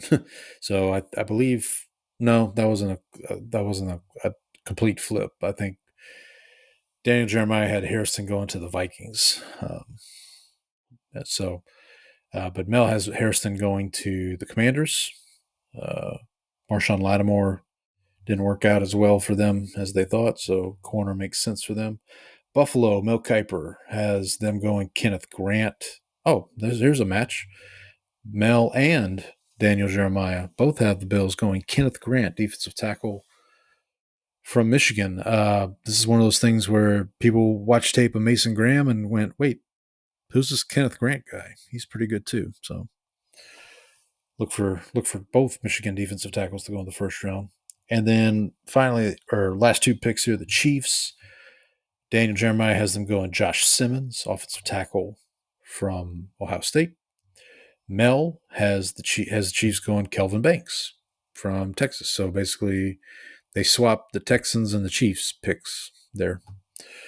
And then finally, pick 32, Mel has the Eagles going Walter Nolan. That would be just about right. The Eagles just get a good SEC defensive lineman. Daniel Jeremiah has the Eagles picking an SEC defensive lineman, but it's Shamar Stewart from A&M, edge rusher. All right, so to that does it for the mock drafts. There's enough watching the watchers there. I am curious to see as we get through. There are pro days going on right now. One thing to keep an eye on, too, I'll just mention, as it stands right now, all 32 teams hold their own draft pick, which I believe I read something the other day. This is the closest we've gotten to an NFL draft with all 32 teams holding their own first round picks since I want to say 93. And like a week before that draft, the Chiefs traded their first round pick to the 49ers for some guy named Joe Montana. So, yeah. So we'll see. I do think we're going to get some trades, but we may just have to wait till draft night. I think there's going to be some moving around, especially with the quarterbacks. We know teams like to trade back into the back end of the first round to draft a quarterback to get that fifth year of contractual obligation on a player. So we'll see what happens there. All right, so we're going to wrap up the show this week. As I said, it is March Madness. Oops, that's not what I want. It is March Madness. I'm not going to play Immaculate Grid this week because what I'm going to do is I'm going to go through and fill out my bracket while you guys follow along here. So I'm just going to fill out my bracket. I should point out I have not paid attention to much of any college basketball. I did watch a little bit this past weekend. Had the SEC tournament on, watching some of that. But outside of that, not much going there. Yep. All right. There we go. Let me make sure I click the right thing here. All right. So I'm going to do a manual. So what I'm going to try to do here is be a little, obviously, since I'm not as well versed in the teams, I'm going to try to be a little strategic in terms of how things go. So the way they have it here, I'm just going to do this. I feel like all of the 1 seeds are at least going to win their first game. So we'll pick Houston, Duke, Florida, and Auburn to all win their first game. Let's go to the 2 seeds now. So 2 seeds, their upsets there a little more frequently, but I just don't see it happening this year. So I'm going to go Tennessee, Alabama, St. John's, and Michigan State. They'll all advance. All right, now let's go to the 3 seeds. Again, the 3, this is where we start to see upsets. So we've got Iowa State against, who's this, Lipscomb? Lipscomb. Out of the, what conference is this? Atlantic Sun. I think Iowa State pulls that off. Let's go to the next bracket. Texas Tech against North Carolina Wilmington. I'll go Texas Tech. Where am I at? Wisconsin against, this is Montana? Yeah.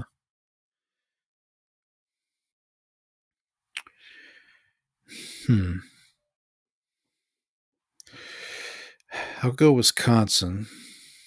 And then the Midwest bracket here, we've got Kentucky against Troy. I'll go Kentucky. All right. Let's go to the 4-13. Purdue against High Point. I'll go with the Boilermakers. Arizona against Akron in the East. Go Arizona. In the West, Maryland against Grand Canyon. Go Maryland. Shout out to Scott Van Pelt. And then Texas A&M and Yale. I know I'm pretty sure it would make Brandon extremely happy if the Aggies took the loss here to Yale. So I'm going to pick the Aggies as a way to maybe jinx them. All right, now we go to 5-12, 5 versus 12. This is where we see a lot of upsets. We'll start in the South here. Michigan against California. California, San Diego? Yeah, University of California, San Diego. I'm going to stick with Michigan. They won the Big Ten tournament. I'm going to stick with them. Memphis against Colorado State. I'll go Memphis. I know they're facing some injuries here. A lot of chalk so far. I need to start picking some upsets maybe. Oregon against Liberty. Go Oregon. Here's an upset. Midwest. Clemson, McNeese State. I'm going to go McNeese State from the Southland Conference. Same conference as my two alma maters. 6-11. Okay, so right now, Texas is playing Xavier in the play-in game for the 11th seed. Let me just check what that score is real quick. It is 59-50. Looks like they got about 14 minutes left in the game there. The winner of that game will play Illinois. So obviously I know my good friend Brandon will be rooting for his Longhorns. I'm going to go ahead and pick Illinois. Maybe that'll jinx him, help Brandon out there.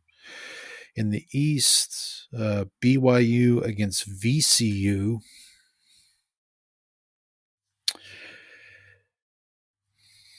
So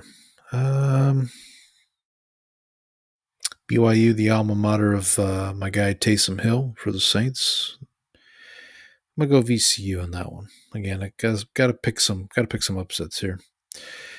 Missouri against Drake. I'm gonna pick Drake in that one because Drake is, for those who don't know, Drake is a university in Iowa. It's, I believe, in Des Moines, which is where my wife was born. So I'll pick them. Ole Miss against North Carolina. North Carolina winning the play-in game last night. See, I want to pick North Carolina here. Kind of want to pick North Carolina here because they looked very impressive the other night. So, but that would mean I have 3 11s. And playing the odds, that doesn't seem. So that's what I'll do. I'll change my VCU pick to BYU. So we'll do that. All right, so that was 6 versus 11. Let's go 7 versus 10. Marquette and New Mexico. Let's go Marquette.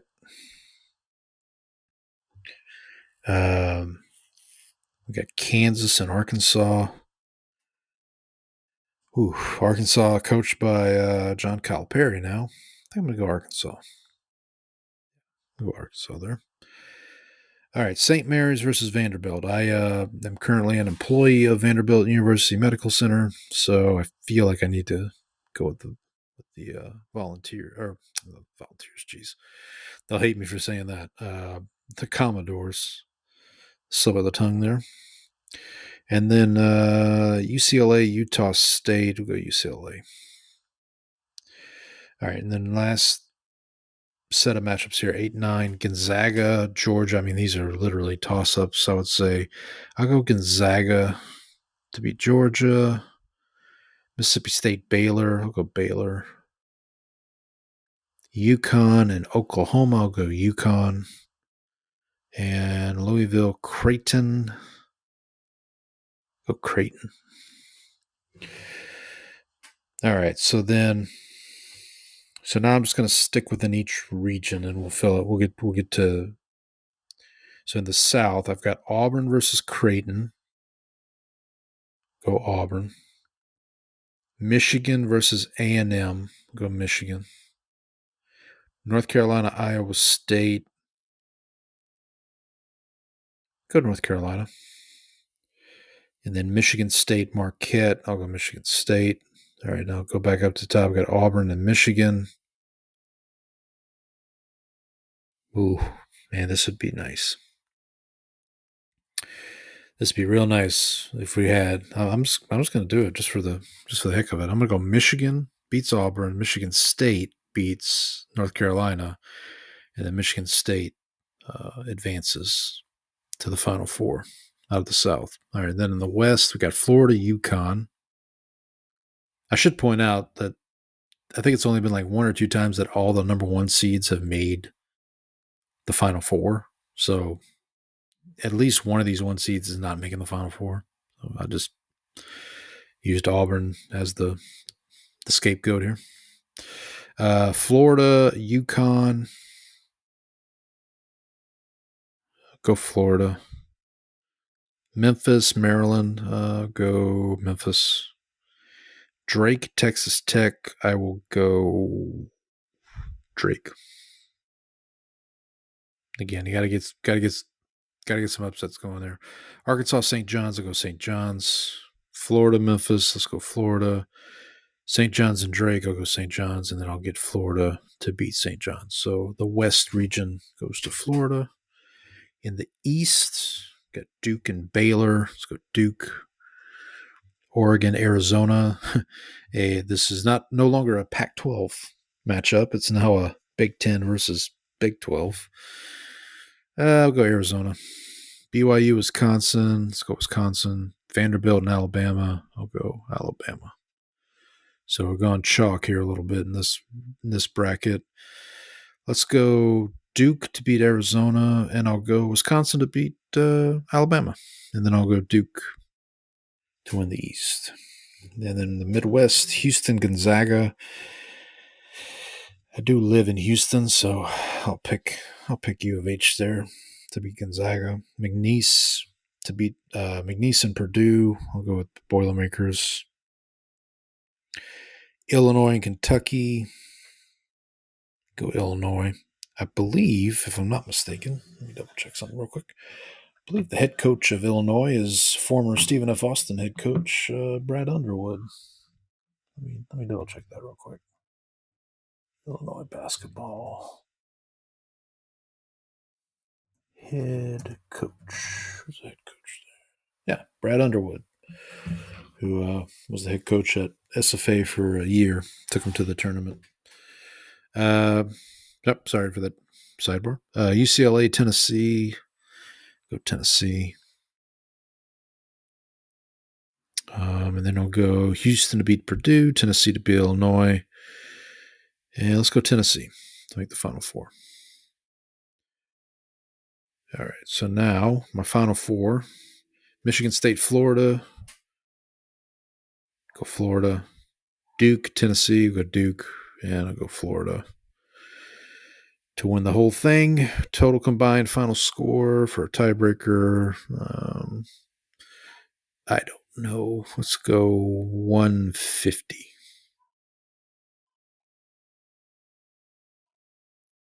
Save picks. All right, so I got Florida there to win that one.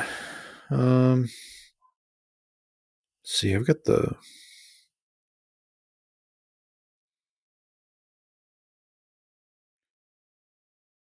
women's tournament here. I really don't know much. As little as I know about the men's tournament, I know even less about the women's tournament.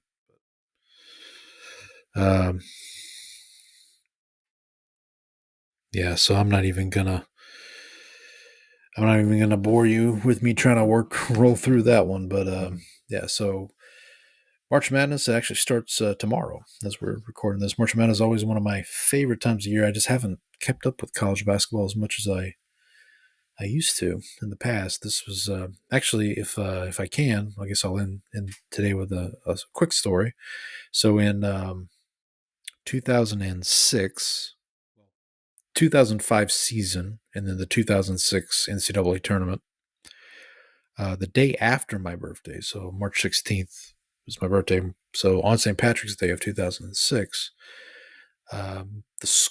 the school I was attending at the time, my alma mater, Northwestern State, was playing in the tournament against Iowa, which ironically is now a team I root for because of my in-laws. My wife was born in Iowa. They're all Hawkeye fans. But in 2006, Northwestern State was playing Iowa. They had won the Southland Conference in pretty dominant fashion. They, I think, lost one conference game all year, and the team they lost to, they ended up beating in the conference tournament to make the tournament. So they go to the NCAA tournament. It's I think it was a 3 versus a 14. Let me double check real quick. I'm pretty sure it was a 3 versus 14.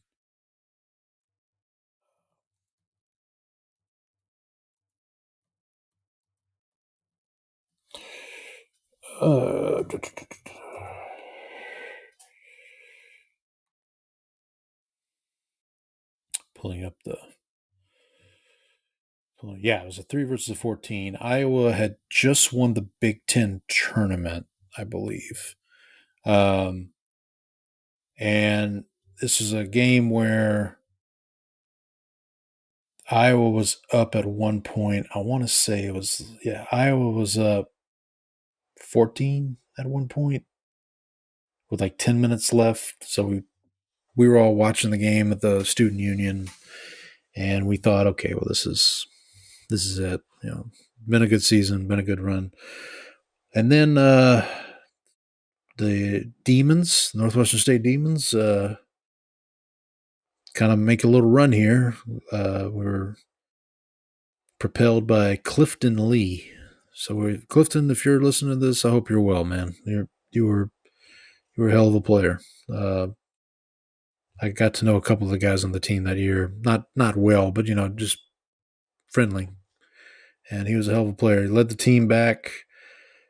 They get down all the way. They get all the way down to cut the lead to 2. It's 61-63, or it was, I guess it was 61-62 or 62-61.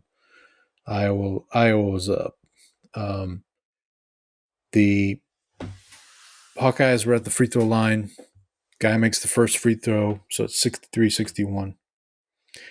Misses the second. Northwestern State gets the ball. They come down. And then I remember watching this, and everything was kind of in slow motion.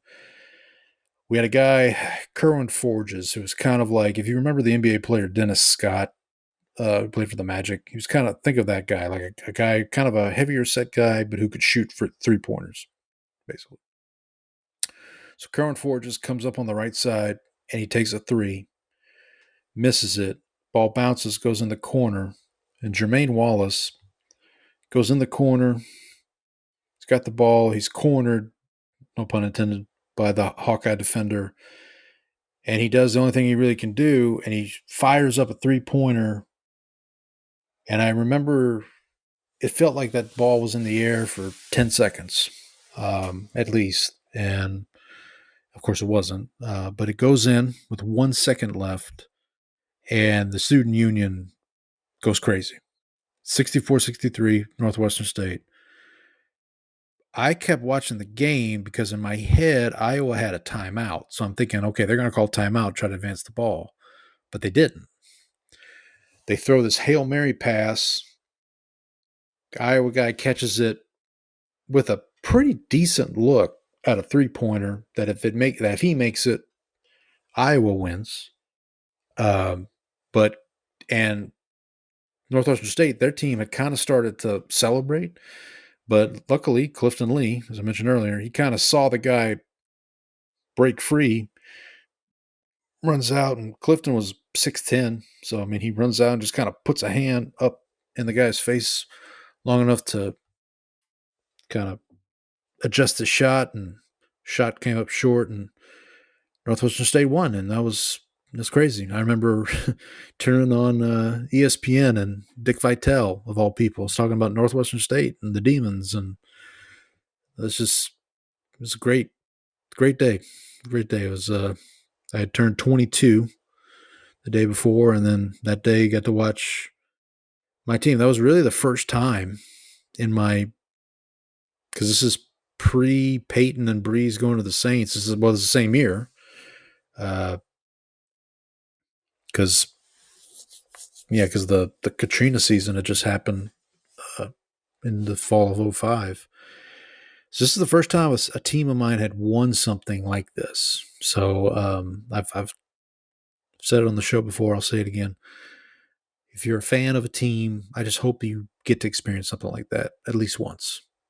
There's a championship, or there's something like this where you have a team of, from a smaller conference that goes to the March Madness and wins a tournament game.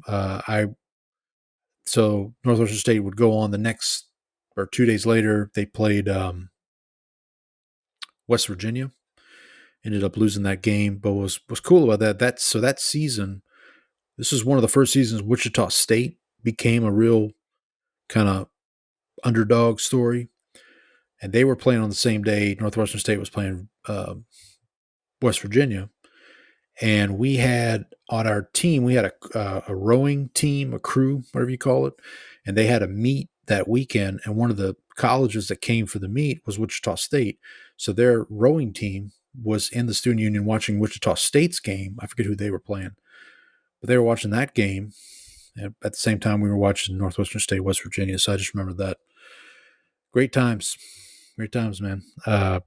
So hopefully, for those of you who follow college basketball, hope your team wins. If you're only following it for betting purposes, then good luck with that also. But next week, like I said, I think Brandon's out again next week, but we'll be back. Maybe we'll talk about March Madness. We'll talk about that and see what's going on in the NFL, see if anything else is happening. Maybe talk a little baseball too. I know the Dodgers and the Cubs are in Japan playing. I mentioned that at the start of the show, but maybe we'll have some baseball to talk about too. But until then, happy. I usually say happy football, everyone, but I guess I'll say happy March Madness, everyone.